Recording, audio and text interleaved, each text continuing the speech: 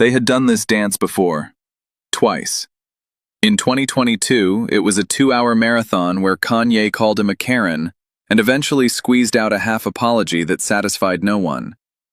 In 2025, it lasted 4 minutes before Kanye ripped out his earpiece in Mallorca and told Piers to circle back when you can count. Now, against all odds, against all advice, against everything that common sense would dictate, they were about to try again. Piers Morgan had called Kanye West a sniveling little coward on international television. Kanye had called Piers a plantation owner with a microphone, and somehow, inexplicably, they had agreed to sit across from each other one more time. What happens when the most controversial man in music faces the most controversial man in media? What happens when neither of them knows how to back down? The answer was about to unfold on Piers Morgan Uncensored, and by the end of it, only one of them would still be in the building. Subscribe now and drop a comment below, because what you're about to witness is the collision that everyone saw coming but no one could look away from. The Piers Morgan Uncensored studio in London had been transformed for this occasion. Extra security, additional cameras, a palpable tension that the production crew could feel the moment they walked in that morning. Everyone knew this interview could go sideways at any moment. The question wasn't if there would be fireworks. The question was how big the explosion would be. Piers Morgan sat in his chair, reviewing his notes with the intensity of a prosecutor preparing closing arguments. At 61 years old, he had built a career on confrontation, on pushing buttons, on asking the questions that other journalists were too polite or too afraid to ask. He had been fired, canceled, praised, and condemned more times than he could count. And he had never, once, backed down from a fight. Kanye West. At 48 years old, Kanye had achieved everything a musician could achieve. 24 Grammy Awards, billions of dollars in business, a cultural impact that would be studied for generations, and in the past few years, a descent into controversy so complete that even his most devoted fans struggled to defend him. The anti-Semitic tweets, the DEFCON 3 comments, the Hitler praise, the KKK imagery, the White Lives Matter shirts. Each scandal more shocking than the last, each apology less convincing than the one before. Kanye had become a case study in how genius and self-destruction could coexist in the same person. "Yay!" Piers said as Kanye took his seat across from him. The single syllable carried years of history. "Piers," Kanye replied, his voice flat. "Thank you for coming back. After last time, I wasn't sure you would. Last time you couldn't count. You said 32 million when I had 33 million followers.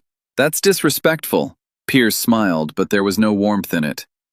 "And you ran away before I could ask you a single substantive question. That's cowardly." The word hung in the air between them. Cowardly. The same word Piers had used on social media after Kanye's Mallorca walkout. The word that had started a Twitter war that lasted for weeks. "I didn't run away," Kanye said, his voice getting sharper. "I removed myself from a situation where I wasn't being respected. That's called boundaries." "Boundaries?" Piers laughed. "You've made a career out of having no boundaries. You've said things about Jewish people that would make actual Nazis uncomfortable. You've praised Hitler on multiple platforms. You wore a KKK hood and called it art. And now you want to talk about boundaries?" The studio felt smaller suddenly, the walls closing in as two massive egos began their collision course. "You see, this is exactly what I'm talking about," Kanye said, leaning forward. "You start every conversation with an attack. You don't want dialogue, you want content, you want clips. You want me to say something crazy so you can play it on a loop for the next week. I want you to explain yourself," Piers shot back. "I want you to look into that camera and tell the millions of people watching why they should take you seriously after everything you've said and done. That's not an attack. That's journalism." "Journalism?" Kanye's laugh bitter. "You're not a journalist, Piers. You're a provocateur. You're the British version of what you accuse me of being. You say outrageous things for attention, and then you act shocked when other people do the same thing." The accusation seemed to land. Piers's jaw tightened, and for a moment, he was silent. "The difference," Piers finally said, his voice controlled but carrying an edge, is that I've never praised Adolf Hitler. I've never threatened an entire religious group. I've never worn white supremacist symbols and called it fashion.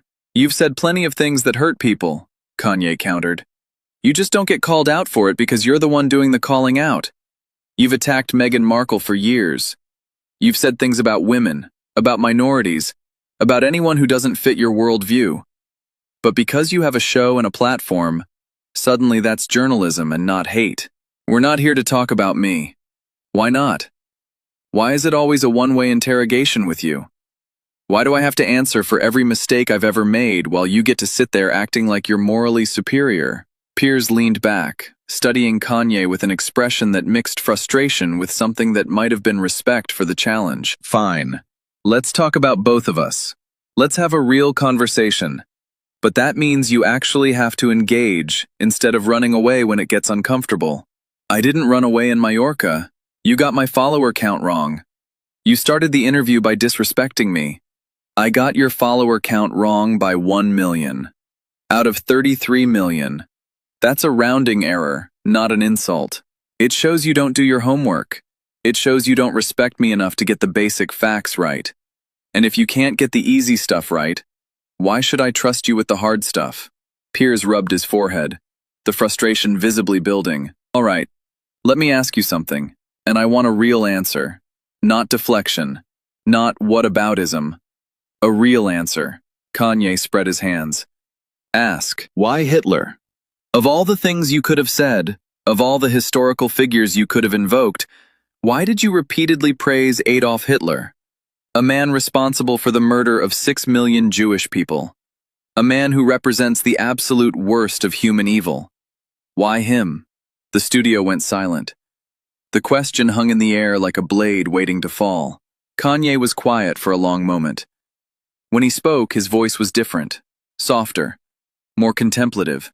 I was in a dark place. I was off my medication. I was surrounded by people who were telling me what I wanted to hear instead of what I needed to hear. And I was angry. So angry at the world, at industry, at everyone who I felt had wronged me. That's not an answer, that's an excuse. Let me finish. Kanye's voice rose. I'm trying to explain, not justify. There's a difference. Then explain. When you feel like the world is against you, when you feel like there's a conspiracy keeping you down, your mind goes to dark places. You start looking for explanations. You start believing things that you wouldn't believe if you were thinking clearly. And some of those beliefs, they were wrong. They were deeply, fundamentally wrong. Are you saying you were wrong to praise Hitler? I'm saying that the version of me who said those things was not thinking clearly. That version was sick. That version was lashing out at the world in the most destructive way possible, because I wanted people to feel as hurt as I felt. Piers leaned forward. But that's still not taking responsibility. You're describing it like it happened to someone else. Like you were possessed. But it was you, yeah. It was your mouth, your words, your platform. I know. Kanye's voice cracked slightly. I know it was me. And I have to live with that. Every day. I have to look at my children and know that someday they're going to Google their father and find out that he said things that align him with monsters. You think I don't carry that? I think you carry it until the next controversy makes you forget. I think you apologize and then do something else that requires a new apology. It's a pattern, yay. And at some point, the apologies stop meaning anything. Kanye stood up abruptly, and the movement caused the security guards to shift toward the set. But he wasn't leaving. He was pacing, his energy too big for the chair, too big for the studio. You want to talk about patterns? Let's talk about patterns. Let's talk about how the media builds people up just to tear them down. Let's talk about how every black artist who gets too successful suddenly becomes a target. Let's talk about how the same industry that played my music at their weddings and their children's births now acts like I'm a monster. You're not a victim here, Ye. I'm not saying I'm a victim. I'm saying the situation is more complicated than you want it to be. I'm saying that I can be wrong and be treated unfairly at the same time. Those things can both be true. Piers shook his head. The Jewish community that you attacked, they're the victims. The Holocaust survivors who had to hear you praise the man who tried to exterminate them, they're the victims. You're a billionaire with a platform and an army of fans who will defend anything you do. You're not a victim. My mother died, Piers. Kanye's voice dropped to almost a whisper. My mother died on an operating table while getting surgery that I paid for. You know what that does to a person? You know what it feels like to carry that guilt every single day? The studio fell into a different kind of silence. Not the silence of confrontation, but the silence of unexpected vulnerability. I loved my mother more than anything in this world. She was my rock. She was the one person who could tell me I was wrong and I would actually listen. And when she died, I lost that. I lost my compass. I lost the voice in my head that kept me grounded. Piers's expression softened slightly. I'm sorry for your loss. Genuinely. But grief doesn't excuse anti-Semitism. Grief doesn't excuse praising Hitler. I'm not using it as an excuse. I'm using it as an explanation. There's a difference. Is there? Because every time you get called out for something, there's always an explanation. The bipolar disorder, the grief, the medication, the industry. At what point is it just you making choices and being responsible for those choices? Kanye sat back down, but his energy remained coiled and intense. You want me to say I'm a bad person? Fine. I've done bad things. I've said bad things. I've hurt people who didn't deserve to be hurt. Is that what you need to hear? I need to hear that you actually understand why what you said was wrong. Not that you regret the consequences, but that you understand the moral weight of praising a genocidal dictator. I understand it. Kanye's voice was heavy. I understand that my words gave comfort to people who hate. I understand that somewhere, some kid who was already going down a dark path heard Kanye West praise Hitler and felt validated. I understand that I can't take that back. I can't unsay it. I can only try to do better. Are you doing better? I'm trying. Every day. Some days are harder than others. Piers pulled out a folder and opened it. In January, you apologized in a letter to the Wall Street Journal.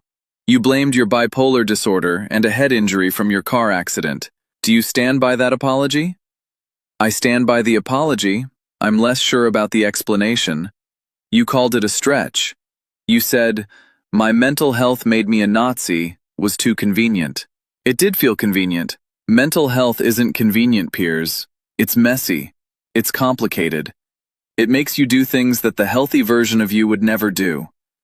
But you're right that I can't hide behind it forever. At some point, I have to own what I did, regardless of why I did it. Piers closed the folder and looked at Kanye with an expression that mixed skepticism with something approaching understanding. Let me ask you something different. Forget the controversies for a moment. Forget Hitler and the anti-Semitism and all of it. What do you want your legacy to be? When your children's children learn about Kanye West, what do you want them to know? Kanye was quiet for a long moment. When he spoke, his voice was different. Stripped of the bravado, the defensiveness, the confrontational edge, I want them to know that I changed music, that I changed fashion, that I took chances that other people were afraid to take. I want them to know that I came from Chicago with nothing and built something that mattered. He paused, his voice thickening with emotion. And I want them to know that I made mistakes. Big ones. Ones that I'm not proud of. But that I kept trying to do better. That I didn't give up on myself even when the world gave up on me. Do you think the world has given up on you? Parts of it have. And maybe they're right to. But there are still people who believe in me, who remember what I'm capable of when I'm at my best. And I owe it to them, to my kids, to myself, to try to be that version again. Piers leaned back, studying Kanye with renewed interest. That's the most honest thing you've said in any of our interviews. It's easier to be honest when you're not being attacked from the first second. I pushed you because no one else will. Everyone around you either worships you or fears you. Nobody tells you no. Nobody challenges you. And that's how you ended up praising Hitler. Because nobody had the courage to look you in the eye and tell you that you were losing yourself. Kanye nodded slowly. You might be right about that. I know I am. You're surrounded by yes men who see you as a meal ticket. They're not going to stop you from self-destructing because your self-destruction is content for them. It's entertainment. And what are you? You're making content too. This interview is going to get millions of views. The difference is I'm not pretending to be your friend. I'm telling you to your face that you've lost the plot. That's not exploitation, that's honesty. Kanye stood up again, but this time the movement was slower, more deliberate. You know what I realize, Piers? We're more alike than either of us wants to admit. We're both addicted to controversy. We're both willing to burn bridges to make a point. We're both convinced that we're right, and everyone else just doesn't understand. The difference is I haven't praised Hitler. There it is. You can't go 5 minutes without coming back to that. Because it matters. Because it's not something you can apologize away and move on from. Because there are people who died in concentration camps whose memory you insulted. Kanye's face hardened. And I have to carry that forever? I have to be defined by my worst moments forever? There's no redemption? No possibility that I can change? Redemption requires more than words. It requires action. It requires consistently showing up as a better person, not just apologizing when you get caught and then doing something else. I'm trying. Try harder. The exchange had reached a boiling point. It was pacing again, his hands gesturing wildly as he spoke. You know what your problem is, Piers? You think you're the moral authority on everything. You think because you have a platform and a British accent, you get to decide who's good and who's bad. But you're not God. You're just a talk show host who got famous by being mean to people. And you're just a rapper who got famous by making good music, and then decided that entitled you to be a terrible person. See? That's what you think of me. A terrible person. No nuance. No complexity. Just terrible. Your actions have been terrible. That doesn't mean you're irredeemable. But you have to earn redemption, Ye. You can't just demand it. Kanye walked toward the camera, looking directly into the lens. I want to say something to the people watching this. Not to Piers, to you. I know I've disappointed you. I know I've said things that made you question whether you can still support me. And I understand if you can't. I understand if the things I said are too much to forgive. His voice cracked. But I'm still here, still trying, still making music, still believing that I can be better than my worst moments. And if you're still willing to give me a chance, I promise I'm going to spend the rest of my life trying to deserve it.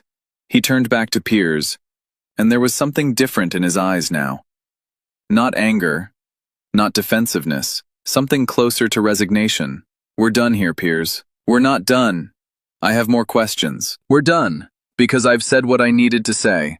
And staying longer just gives you more ammunition to twist my words and make me look bad. I don't need to make you look bad, Ye. You do that all by yourself. The insult landed, and Kanye visibly flinched.